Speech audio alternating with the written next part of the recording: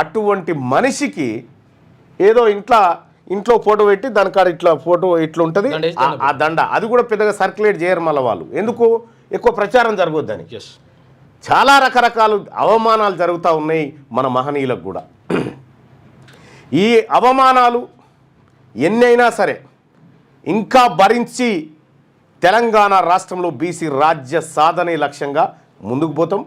తెలంగాణ రాజ్యాధికార పార్టీ ఖచ్చితంగా మీ అవమానించినటువంటి వాళ్ళు ఎవరైతే ఉన్నారో మీ అందరికీ ఖచ్చితంగా సమాధానం బుద్ధి చెప్తుంది.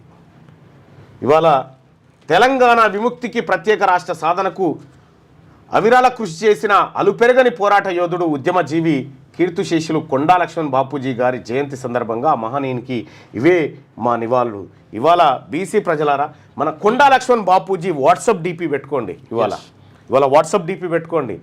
ఆయన త్యాగం జీవితాంతం త్యాగమే. జయశంకర్ సార్ది ఎట్లయితే జీవితాంతం త్యాగమో ఈయనది కూడా జీవితాంత త్యాగమే. విషయం ఏంటంటే ఈయన మంత్రిగా ఉంటే ఈయనను రెడ్లందరూ ప్రేరేపించి మంత్రి పదవికి రాజీనామా చేయించి ఈయన మంత్రి పదవి రెడ్లు ఎత్తుకపోయారు. అట్లుంటుంది కుట్ర అన్నట్టు. బాబూజీ పక్కకు ఆ టైంలో నాసుంటుడు ఉంటే వాళ్ళ కథ చెప్తుండే, అది వేరే ఉంటుండే.